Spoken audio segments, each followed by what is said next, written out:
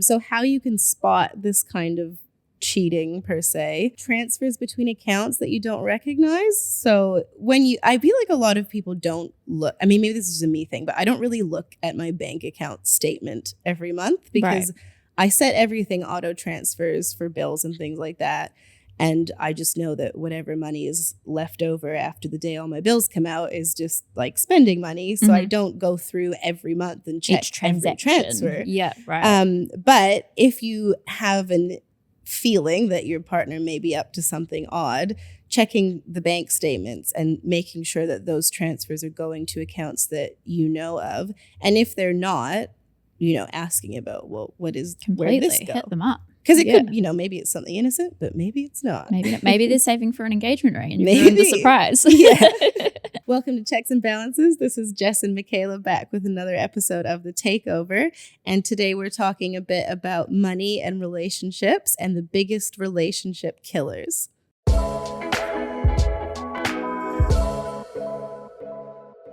So money can be such a hard thing to talk about with your partner, I think, especially when you're getting into a new relationship or you're entering those big stages like getting engaged or getting married. And I wanted to talk a bit about the things that can really tank your relationship if you don't address them early. Yeah. So some of those things are like even just splitting money between accounts. Like when you get into a serious relationship and you're thinking about, who's going to pay what bills? Are we 50-50? Are we 40-60? It's just like such an awkward thing to address. It's a weird transition too, right? Because you're going from like the dating phase of, okay, who are we splitting bills? Is he paying? Is she paying? How's that all working? And you've got that awkwardness and you get through that point and then it's like, okay, how do you even open up that conversation? Yeah. Of, do we have a joint account for things when we go out for dinners? Now we live together. How are we splitting those bills? Especially if one partner is making a heck of a lot more money than the other, it can get quite awkward, right? Definitely. So wanting to talk about how you approach that, maybe some tips and tricks on how to deal with it. And we could maybe start by talking about what we do. Yeah. So how do you split money? Yeah. With your So partner? we're a bit, it's funny too, because I think we're really unusual. Like when I've spoken to my friends about this, it doesn't seem like what we do is common, but we're fully joint. And this is me and my husband. We have been since early days. Like we've been together a long time. And I think we've been fully joint since year 2. Wow. I know. It was really early. That's really early. I know. And it's wild. But I think it was because we were earning a similar amount. We had the same goals. Like we both knew we wanted to save up for a big overseas trip or a house. And he worked for the bank at the time and got just really good deals on a variety of things. So we were like, it just makes sense to join. And in the end, it worked out really well because that was some proof that we used for him to get an ancestry visa to the UK. So it actually worked out really well. And I think we just have always had like quite a similar approach to how we want to spend our money and have quite open conversations about that. So it just worked and it always has. Like it's never actually caused us any trouble, but I don't think that is how people would normally do stuff. Because what do you do? Well, we're also fully joint. But the most of the people, so before we did this episode, I put on my Instagram stories like a few polls about how do people split finances. And it actually seems like majority of people in our age group, at least from like the responses I got, only have one joint account for bills and everything else is fully separate. Like their pay going in is into separate accounts and everything. But for my husband and I, we also have everything joint except one like fund money account. Okay. But all our income goes into the same account and we just consider that our money. But that's do you shared. have your own fund money accounts that are separate? So we do like an allowance. Cute. So every week we get like our fun spending money Nice. and that goes into our own account and you can do whatever you want with that. But everything else goes into the one joint account and then gets dispersed to like bills or savings, the mortgage, things like that. Yeah. And it's kind of similar for us. We did that pretty early, but it was because, well, one, I needed a visa to get into the country and you really have to prove that you're like in a true relationship. So having joint bank accounts is a massive part of like proving that commitment. Yeah. And then the other reason was when we moved to New Zealand, we moved during COVID and like basically like lockdown. And so I had a really difficult time finding a job. So I had no income and I wasn't working for probably 6 months. So it just made sense that I had access to the bank account that had funds in So it. it was never kind of an awkward sit down, hey, do you want to go like join? It was kind of just a matter of practicality, sort of like us, I guess. Basically. Yeah, interesting. But there'll definitely be, you know, stages in other people's relationships where you actually have to sit down and have those conversations, because if you don't, like, you don't really know what you're getting into. You don't know what the other person's bringing to the table. And you don't know if you both have the same goals or on the same page. That's what I think it comes down to. Like, we know and you guys know when all that money's going into your joint accounts, you're heading in the same direction together. You're trying to achieve something, whether it's paying down your mortgage, saving for a trip, like you're heading in the same direction. And I think that's the key thing that I struggle to get my head around when I come across couples that don't join accounts or don't have well, it's not even about joint accounts, but it's open communication about what's going on, who's earning what, where's the money going. Like, how are you? It almost feels like you're walking through it half blind, you know, how are you going to end up where you want to go if you don't know what the other person's up to? They could be out buying Louis Vuitton bags every second weekend. You just wouldn't have, you know what I mean? So that kind of brings it into like the first thing I wanted to talk about was the biggest relationship killers, because there's some common things that if you don't address them once you're reaching that serious point can really like drag you down because you're not on the same page. So like one of the ones is what we just basically talked about, is the failure to pool your money in a way that works for you. Because if you're not having that conversation about how you're splitting things, then how are you going to get on the same page for long-term goals like buying a home or saving for a wedding, things like that? Because not, you know, a lot of people go, oh, 50-50 is just how it should be. But if you're making $50,000 a year and your partner is making $200,000 a year, then maybe 50-50 it's not the right reality. For you. Yeah. And if you're the person maybe earning less, you might be scared to bring up the fact that 50-50 doesn't quite work for you. Yeah. So you need to be able to sit down and have that conversation. Yeah. And, you know, this is where I'm coming from. This is where you're at. Can we adjust things? We see that a bit too with clients where, and it's difficult, right? Because the person that's making the 200K, they want to go out for a nice dinner and they don't want to miss out on that experience. If you guys are going 50-50, well, the $50,000 earner is going, well, I can't afford that experience, but the other person's going, well, I want that experience, so let me cover it. So it's kind of like, how are you approaching that conversation? Yeah, I don't know. And I think like in our relationship anyway, there's always been periods of time where one person's earned more or less, or one person's been in between jobs and just carried the load. So I think that's where having the joint accounts has really helped, because it's always, like you said, it's a mindset of it's our money. Yeah. It's not I'm earning this, you're earning that. It's we're earning this. And then we're both carrying each other through different periods of our life. Yeah, you're supporting each other and you're working and towards the same collective goal. Yeah, exactly. Another huge one is bringing old debts to the table of your relationship. I have one of these. It is, I feel like definitely people have shame around the fact that they have debt. Like even, you know, for some people, $1,000 credit card is scary and they don't want to talk about it. Some people have $60,000 in credit card debt. Like my student loan. Okay, but I feel like student loans don't count. Oh. I mean, I know it's debt, but like if you had a $60,000 student loan versus a $60,000 credit card, yeah, I think I would that's look true. At you differently. Yeah, I just feel really bad because my student loan's a lot bigger than Blade's, so that's always a bit of a niggly one. But what can you do? Yeah, exactly. And I mean, if you know, I'm assuming the balances of each other's and how long it will take you to pay them. Yeah, bringing old debts to the table, whether it's short-term debt like a credit card, a personal loan, a car loan, or long-term debt. Maybe you own a property and you have a mortgage on it that's in your own name. You need to be on the same page about, you know, how you want to deal with those debts. And also at the same time, if you are the partner that's not bringing that kind of thing to the table, to make sure that you don't feel pressured into paying off that other person's debt.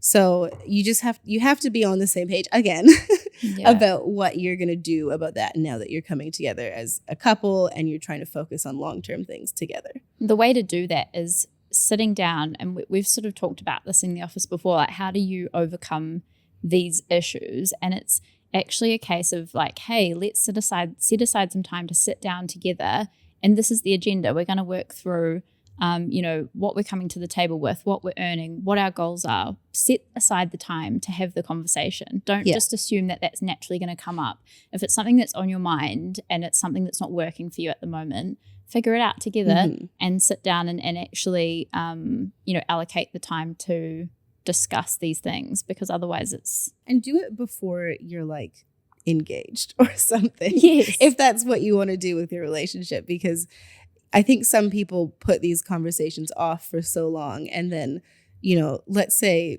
it's a month to your wedding and then you find out that your partner's, bringing like $200,000 in Amex debt. And you're in too deep. Am I responsible for this now? You're in too deep. Yeah. So talk about it. The last one for relationship killers is differing personalities when it comes to your money habits. Mm-hmm. So like you said earlier, if you're going out and buying a Louis Vuitton bag every 2 weeks and your partner's trying to save for your first home together, you are on vastly different pages. It's not going to with work. What your financial goals are and what your spending habits are. Mm-hmm. So you need to make sure, maybe one person has a hobby that they don't want to stop, like in order to be right financially, but you can come to a balance together and work out, okay, we're going to work towards this goal. You can get a Louis Vuitton bag once a month instead. Yeah, just cut back. Do you have, you guys one a saver and one a spender, or are you both quite similar? I'm a spender. And David's a saver. We know this because I outed myself in the budgeting episode. It's true. However, since the budgeting episode, I have put myself on a shopping ban. I just want everyone to know. I feel like with us, we go through different, or we're both spenders and savers in different ways. Like I feel like Blade would quite happily go to the pub and spend, like drink with the boys or whatever, whereas I'm buying my Charlotte Tilbury Magic Cream, and that's nice. We splurge in very different ways. Yes. So it somehow works out okay. Yeah. Well, that's where the fun money comes into play. That is. Yeah. So I can either save up my fun money and buy like one big thing, or maybe every week I'm buying $100 t-shirt. Yeah, right. Cool. Yeah. So being on the same page, like you need to know what each other are up to, which brings me to the next bit I want to talk about, which is financial infidelity. I had never heard of this term before you brought it up. So do you know at all? Not at all. Means? Like, fill me in. Okay, fill you in. Basically, financial infidelity is cheating, but with money. Oh my goodness. So this could be things like, it's basically lying to your partner about what you're up to financially, whether that's spending or hiding old debts, things like that. What you're earning. Yeah, hiding what you're earning. Most of the time, this is things like hiding bank accounts or large purchases and things like that. And you're just, you have no idea what your partner is up to, and it turns out they're up to quite a lot, and they're not telling you about it. Okay. So I actually found this study, and this is US data, but I still think it's really interesting, and I couldn't find anything that was New Zealand specific. But these are some stats that were run by Bankrate, which is a US company, back in February. They did this for Valentine's Day. Oh my goodness. So 42% of people keep financial secrets from their partner. No way. Apparently. 42%. But if you think about it, a financial secret could just be like, I have a secret savings account that I put $5 But that means in. like almost one of us is keeping a financial secret. Basically. What am I hiding I from don't you? know. I'm trying to think. There wouldn't be anything. I couldn't. How strange. Yeah. I'm really surprised by that, actually. So the next one is 30% admit to spending more than their spouse or partner would approve of. Gosh. Yeah. So, secret shopping, who knows? Oh, it's okay. I bought this thing. It was on sale. That's me. I'm like that. Nice. 23% are holding secret debt. So I think that's again, less that surprising. old debts thing. Yeah. 19% have a secret savings account. So 1 in 5 people has a secret savings account. I feel like the secret savings account thing, though, like that could not always be nefarious. Maybe you're saving for, an engagement gifts ring or an engagement ring. Yes, or we had that problem when it came to like Blake had to go and get his own It's account. hard when you have fully joint accounts. It was hard to figure that out. We actually paid for my ring together because it was a joint decision, we thought. So we'll both pay for it. It didn't, for us, it didn't make sense for have to squirrel away money. Yeah. So we did that. So he opened a separate account to save so that I couldn't see, like, obviously, it's going to happen at some point, right? That's what is going to happen.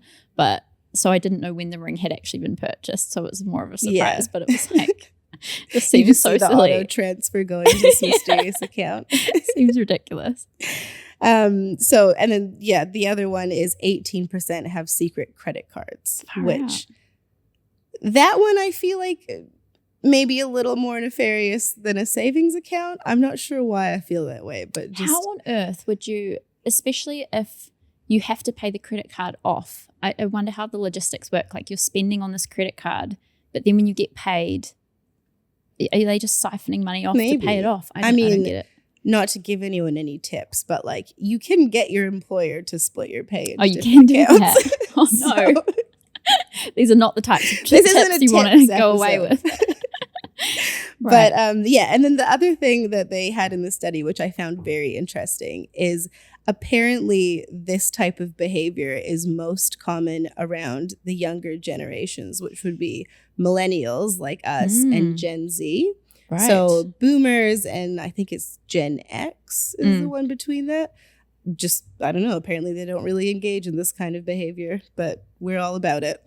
How strange. I guess the older generations are probably a lot more traditional when it comes to how they approach their money. Like we got married, it's all joint, it's all our money. So that's what they're more like, whereas we're kind of more like, this is my business, this is my me. Yeah. I don't know. I feel like it probably is the traditional aspect. Like, you're there to support your family and you're not thinking about hiding money away from that situation. But who knows? I wonder if it's also a bit of, I know we've talked about this, a bit of social pressure stuff as well.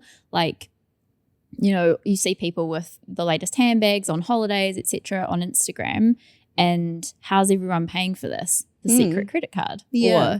Or, they're lying to their partner about certain things. Like that's how they're making it work. So I think people in our generations might feel like they're under a bit more pressure to appear as if they have more money than especially they do. If you're in that earlier stage in the relationship, like you're not quite at the stage where you're talking about marriage and stuff, but maybe you're living together and you don't have those joint accounts and you haven't had that conversation.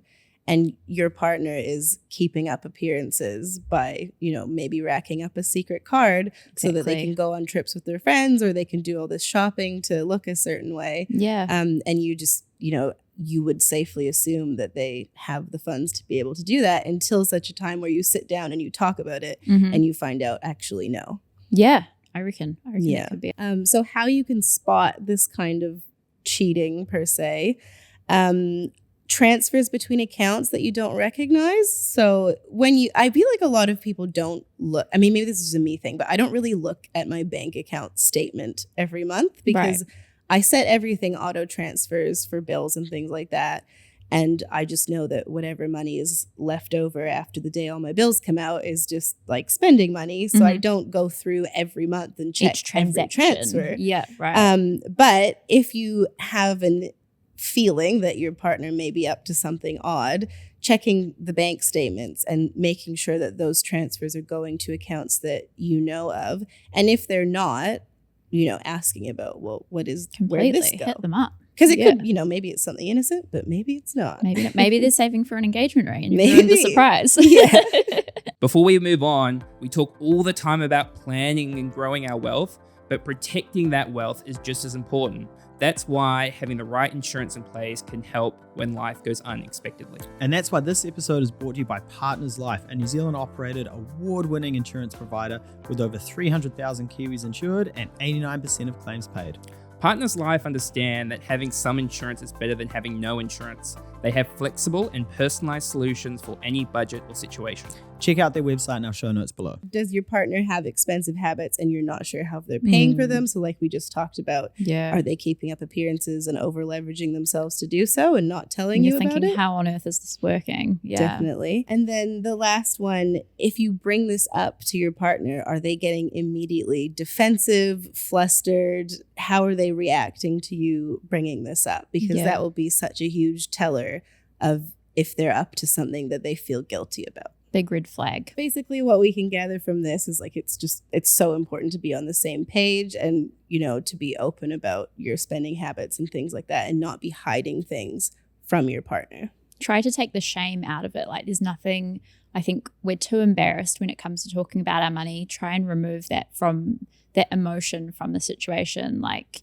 this is the reality. The only way that you're going to move forward and do better is if you're realistic and open about what's actually happening. The more you hide and squirrel away, it's just going to put you backwards instead. You're preventing yourselves from reaching those joint goals. Totally. Another good point, if you're coming into the relationship and you are the person that maybe has assets or has savings you want to protect, or maybe you've got an inheritance coming in or something like that, and you want to make sure that those things remain yours, there's things that you can put in place to sort of, protect those things, which we all know what a prenup is. There's also things like a relationship property agreement, things like that. And if this is something that you want to, get set up going into a new relationship, it's really important that you explain to your partner why you want to do that. And, what it means and things like that, so that it doesn't look like it's coming from a place of like, I don't trust you, or I think you're going to leave me and things like that. Because these tools exist for a reason, and it's to, protect those things that you have. But it's important to be honest to your partner about why you want to do that. Yeah, it actually then opens things up for you to be able to move forward together in a much more constructive way as well, rather than kind of one person coming in with a load of assets and then feeling uncomfortable that they're carrying more of the load than the other person. Yeah. They've kind of ring-fenced them in a certain way. That means that we can go, okay, cool, from now on, this is what we're doing together. Yeah. And like set that stuff Exactly. aside. Forget about it, and we carry on, which is awesome. And we've definitely, I'm sure you've seen, and I have seen, people that don't do that kind of thing, and there's a breakdown of the relationship, and they actually lose stuff that they worked very hard for to get on their own. So, wanting a prenup or wanting this kind of, relationship property agreement, it doesn't come from a place of malice, but it's just, something to protect yourself, and it's important to explain that to your partner. And you can get, usually, always a lawyer is involved in these kinds of agreements. You both have to have your own lawyer too. Yeah, and then that way your partner is getting like a professional explanation of what this is and why it's being done to make sure that you guys are on the same page. Yep. Okay, so how do we actually address these conversations in a constructive way with our partners?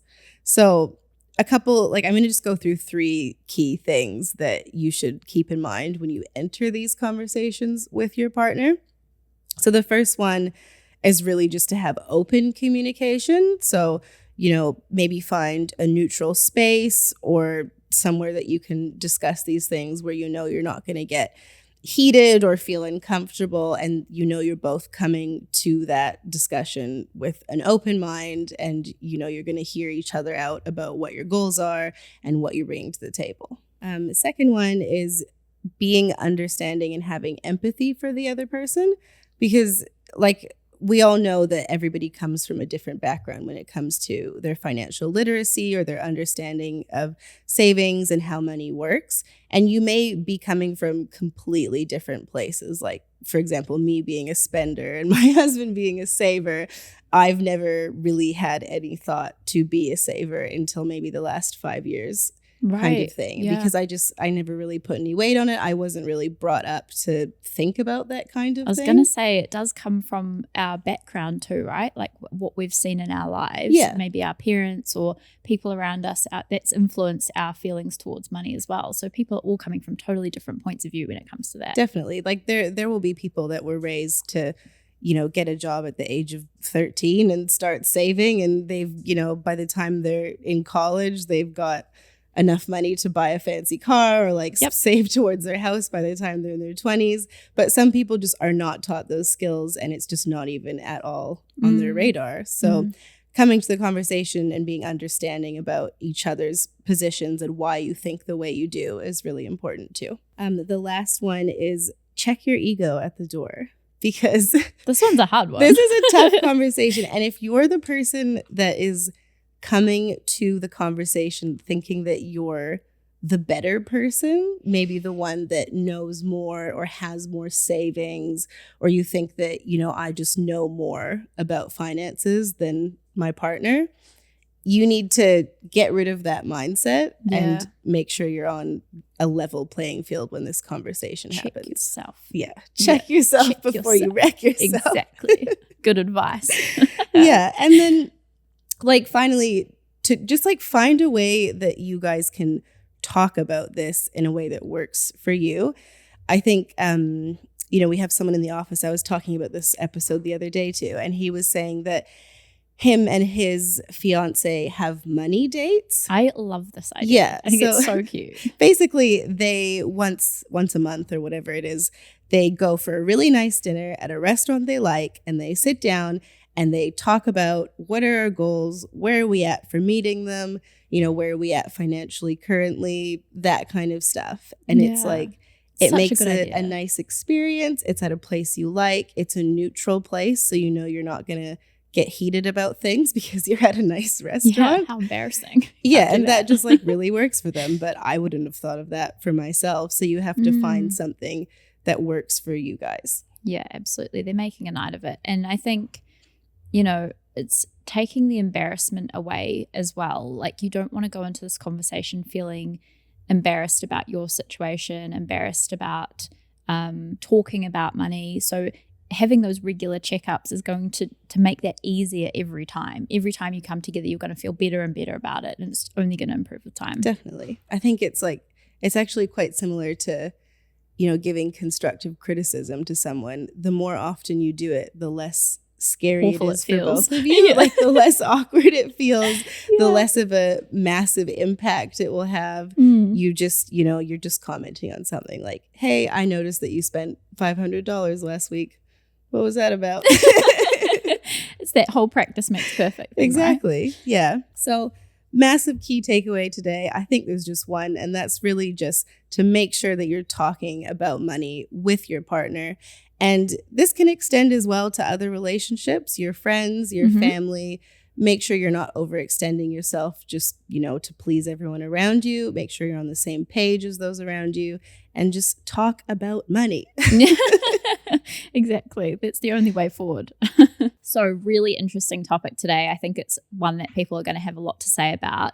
If there are topics like this that you want us to touch on, you want us to give you some takeaways on, feel free to leave it in the comments. We'll try and address these types of things because I think this is something that's at the top of everybody's mind all the time. Money and relationships is a big one. So to wrap up for today, thank you so much to Partners Life for sponsoring the episode. Don't forget to like, review, and subscribe, and we'll see you next time.